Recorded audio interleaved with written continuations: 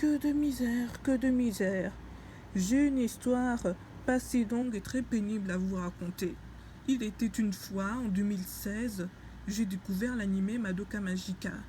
Et je suis tout de suite tombée amoureuse. J'ai regardé le film Rébellion malgré la fin questionnable. Je n'ai pas arrêté de regarder ce film encore et encore pour voir si mon opinion changeait au fur et à mesure des années. Et mon opinion est devenue de plus en plus négative vis-à-vis de Rébellion au fur et à mesure que j'ai re-regardé encore et encore au fur et à mesure des années jusqu'à récemment.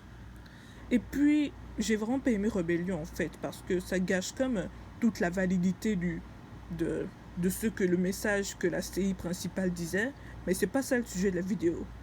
Et puis, en 2017, Magia Record est sorti, et j'y ai comme joué. Et même si j'aimais pas, évidemment, je n'aimais pas du tout l'histoire était évidemment médiocre, la seule partie que j'aimais de Magia Record, c'était le gameplay. Même si cette sorcière rampante dégueulasse m'a fait souffrir à chaque fois, qu'est-ce que j'en ai bavé. Les sorcières étaient moches et étaient super dégueulasses et me faisaient souffrir, mais c'est justement ça que j'aimais avec le jeu.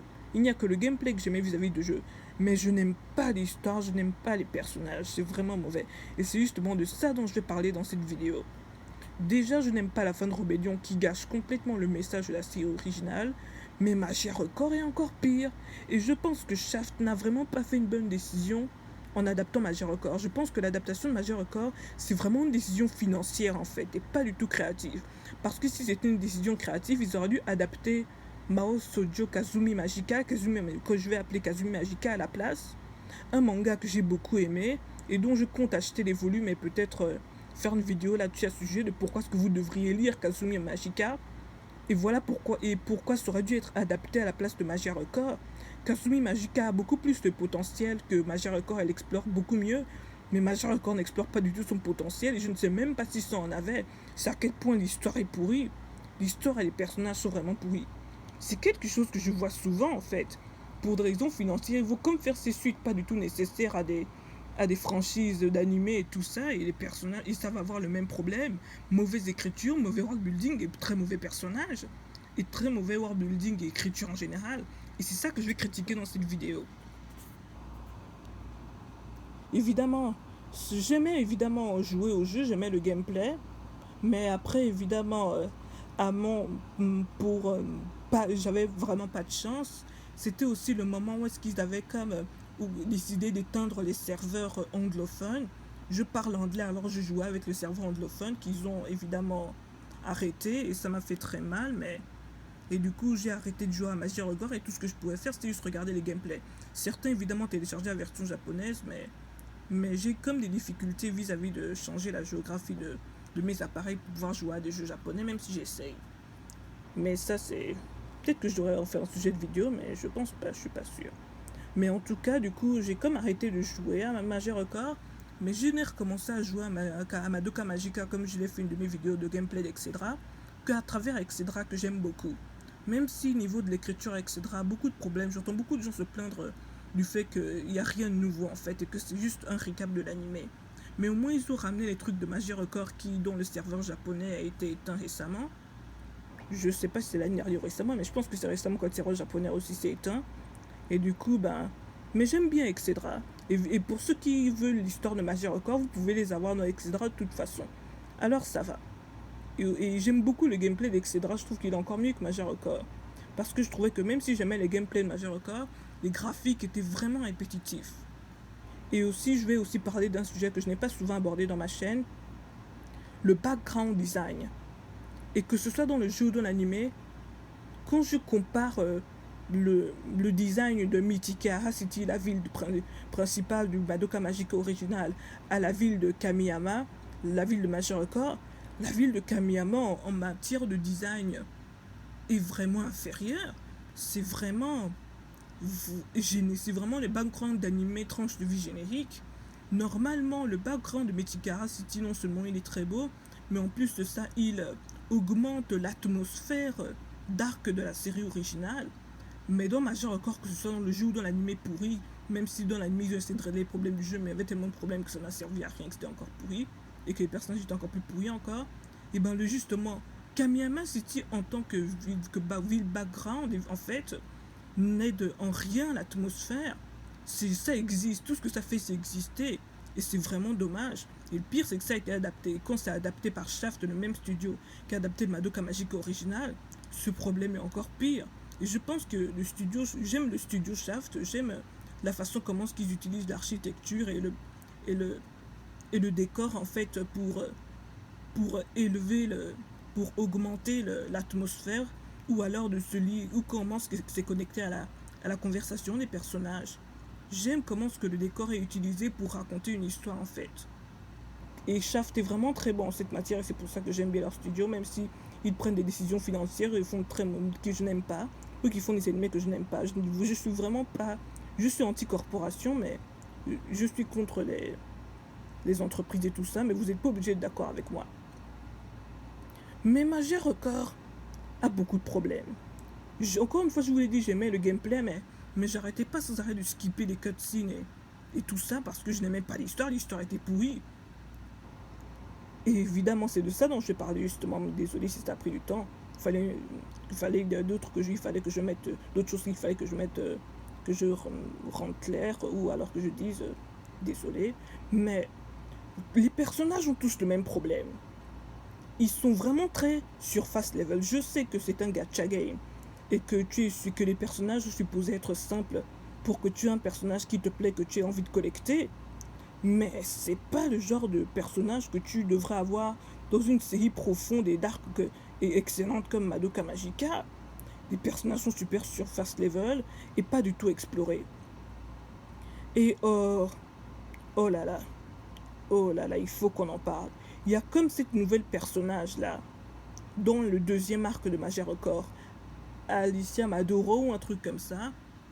Mais mon problème avec les coordinateurs en général et la façon comment ce que Magia Record gère les sujets sombres en général, c'est comme s'ils utilisaient ces sujets pour nous donner l'impression et nous faire croire que, vous voyez, on est dark, ils sont des Madoka Magica. Mais la façon comment ils traitent des sujets aussi graves et aussi sérieux comme les school shootings ou les trafics d'êtres humains et tout ça, ou la discrimination aussi, la pauvreté. Il y a comme un personnage avec un design dégueulasse, dont il y a tout le temps le gag sur elle qu'elle est pauvre et tout ça, mais le fait qu'il traite ça comme un gag, il y a des fois, heureusement dans Excedra, il y a des parties où il traite ça sérieusement, il y a aussi des rares parties dans Magia Record où il traite ça sérieusement comme ils auraient dû le faire dès le départ, mais tu ne devrais pas utiliser la pauvreté et le problème financier d'un personnage comme gag pour commencer, même s'il y a des moments qui règlent ça au fur et à mesure. Excusez-moi. Mais encore une fois, les sujets sombres que je vous ai abordés là, donc la façon comment ce qu'ils les traitent, c'est très irrespectueux. C'est irrespectueux vis-à-vis de victimes de trafic d'êtres humains et de school shooting qui arrivent souvent aux États-Unis, rarement au Canada aussi, mais ça peut arriver, mais j'en ai jamais entendu parler. J'entendais souvent parler de quand j'étais au secondaire, mais j'entends plus du tout parler de ça récemment, et même au coronavirus aussi, mais bon, c'est pas le sujet de la vidéo. Mais la façon comment ils traitent ces sujets est très irrespectueux et exploitatif aussi, c'est dégueulasse. Mais c'est pas ça le seul problème. Et oui, encore une autre vidéo négative. Je suis désolé. Si vous en avez marre des vidéos négatives, je vais faire une vidéo beaucoup plus positive la prochaine fois. Si vous vous attendez ça avec impatience, abonnez-vous à ma chaîne. Et n'oubliez pas de liker mes vidéos si elles vous plaisent.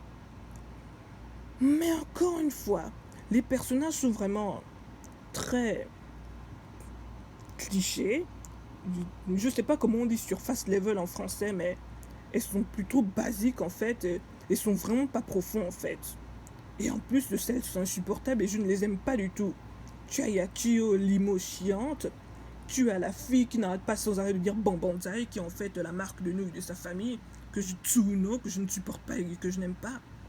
Et la protagoniste qui est super générique de ouf. Et je trouvais que le truc avec sa petite soeur, c'était la seule chose qui la rendait intéressante. Mais sa petite soeur est tout aussi générique qu'elle, ce qui n'est vraiment pas ouf.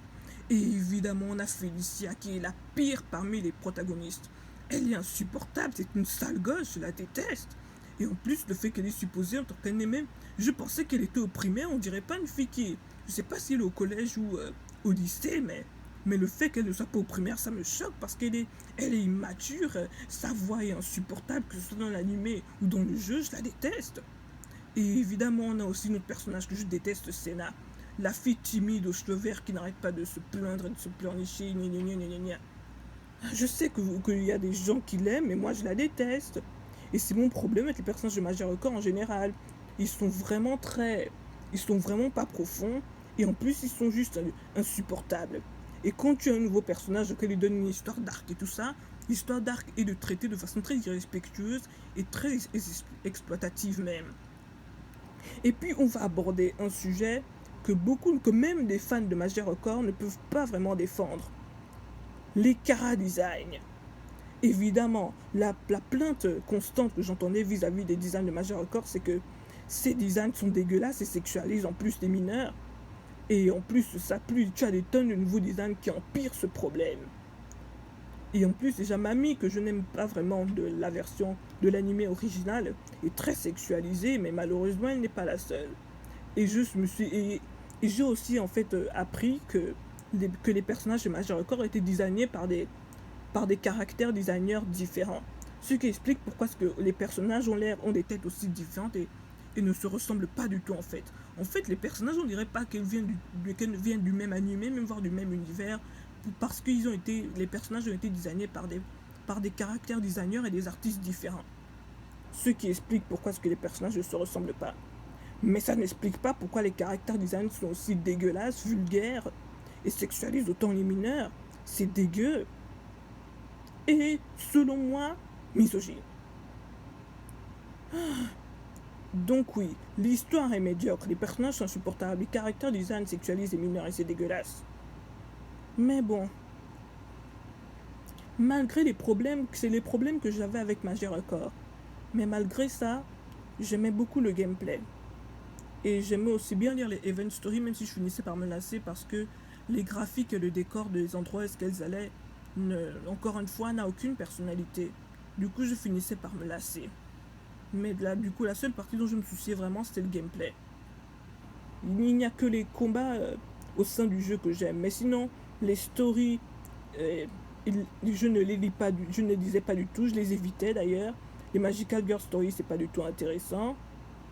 Les Event Stories, je les lisais rarement pour m'occuper, mais je me finissais par me lasser, je ne les lisais plus. C'était donc mon expérience avec Magic Record.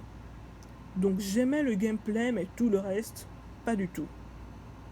Donc oui, même si cette vidéo a l'air négative, encore une fois, même si j'ai dit les points négatifs que j'avais avec Magic Record, j'aimais vraiment le gameplay.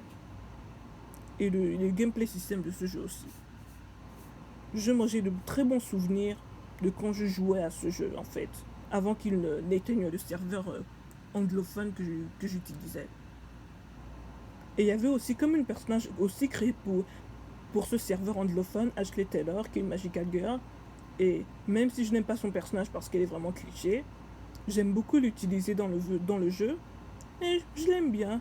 Je ne l'aime pas beaucoup parce qu'elle est vraiment cliché et pas du tout profonde, mais j'aime son design, sa personnalité, et aussi comment elle combat dans le jeu etc. auquel je joue. Et j'ai de très bons souvenirs de quand je jouais à Magic Record. Donc oui, c'était mon expérience et ma critique de Magic Record en général, que ce soit le jeu ou l'anime. Donc si vous avez aimé cette vidéo, n'oubliez pas de laisser un like et de vous abonner. Malheureusement, je ne sais pas si le jeu est encore disponible, je pense qu'ils ont éteint les serveurs. Mais si vous êtes intéressé par Magic Record, il faudrait peut-être que vous vérifiez par vous-même si jamais c'est encore disponible, parce que je pense qu'ils ont éteint les serveurs en 2017 et que là récemment ils ont éteint les serveurs japonais aussi. Mais sinon c'était tout, c'était mon expérience avec Magic Record. Salut!